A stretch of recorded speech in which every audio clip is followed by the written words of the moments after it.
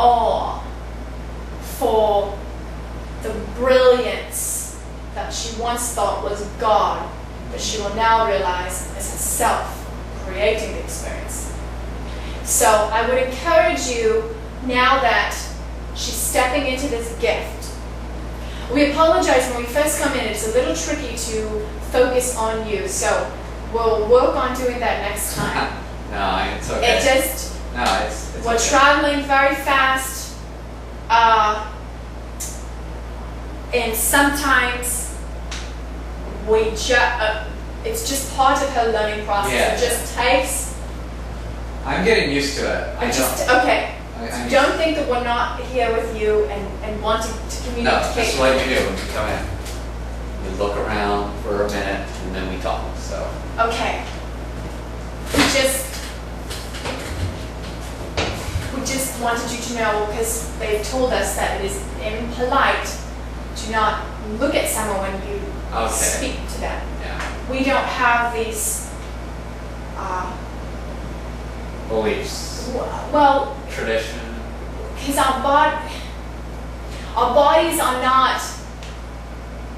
It's a different sensory telepathy perception. So I could be, say you were another celestial being, and I wasn't facing you, it would still feel, since everything is feeling, like I'm looking at you and you're getting the intensity through the vibration of my eyes. Since your eyes are a frequency giver, since they have said the eyes are the window to the soul. So, here's a new one for you. There's many windows to the soul. There's many portals to the soul. The eyes are only one. The heart is another one, which we of course told her. Of course, your other chakras bring you to different dimensions in the universe. Your hands and your feet are also. Which is where the Chinese obviously came up with this, realizing that these relate to different sensations in the body. Acupuncture, shiatsu, Indian medicine is aware that your body is actually a grid. And you have different points in the body that bring you different places. Which is why they say to walk on rocks and such, because it starts to push on different things and open you up. Of course, soon the human race is going to realize that thought is the most powerful force in the universe. Attention, which made her skin chill. So all this reality is, everything that you've got right here is only an external aid to help you realize what is within you. So, because part of the ascension process is being able to hone your thoughts exactly where you want them to go. Okay? And the aid of sense and fire and elements, they are only one thing. A reminder of the real truth, which is God is everything and everything is God. So what you're living in is just one gigantic reminder of God, of what you are able to create. It's a really, really beautiful for us to step in when we're invited, because we don't have these born into blinders and almost like chains. People walk around with these chains, just not aware that the chains that, in one level they've created, since all are one, it's a little wacky. So while it may seem, mother did this to me, father did this to me, mother and father are you. So this takes a lot of maturity to accept the responsibility of your own karma along with the responsibility of the collective place, since you are a part of the collective karma. Yeah. So, but is it okay if we still enjoy our time here while we're doing our work? Because I like being here. yeah. And it's like I have served, and I still can, and I'm very intrigued by this because I believe that we can bring a lot of service through this. But I like to still spend time with Katie and breathe and live.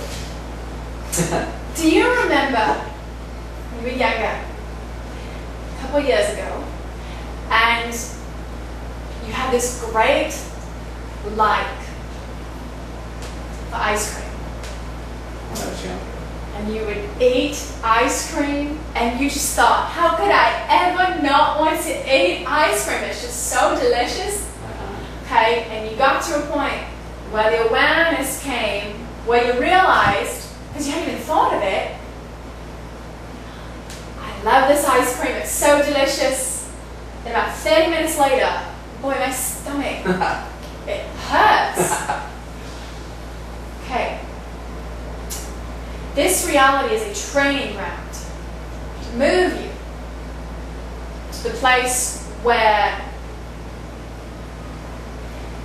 see, you only think something is so great when that's all you know. Mm-hmm. Yeah. So have no fear. The place where we are all going, most of us, I shall say,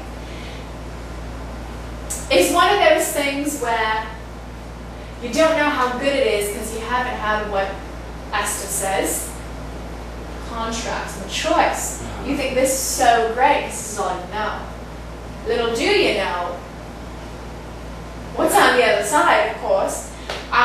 So it's funny how attached we are to how, and it's great. And we love that. We love that you can be grateful for where you are. Because when you're grateful for where you are, you're able to open doorways and pathways to new places. So that's great. You're grateful for where you are. But this is only one in the scheme of, which is funny that we call it a scheme. We'll not go there to, I don't know what time it is here, but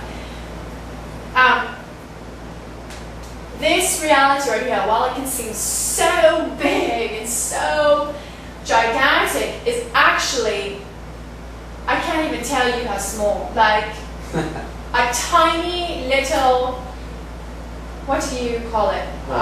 Like a pin drop. Nuke, yeah. Okay, in relation to what's really going on. So, of course, the human species is in the cycle where they're coming back to this remembrance of how big it is. They spent, what they call the Dark Ages, just in their own little crib of ignorance. Just get up, go to work, go to sleep. And humans are really satisfied with that for a long time. It's just part of the unraveling of experience where, and that's why, this is why every generation comes and they think that parents don't get it.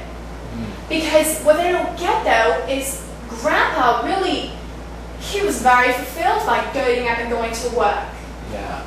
Right? Like that was just like the ice cream. Remember this analogy, it's very good. Jesus said he spoke in parables to get them to understand. So, speaking, the teacher speaking in since humans are addicted to the tangible, they're addicted to this. It's very good to speak that way.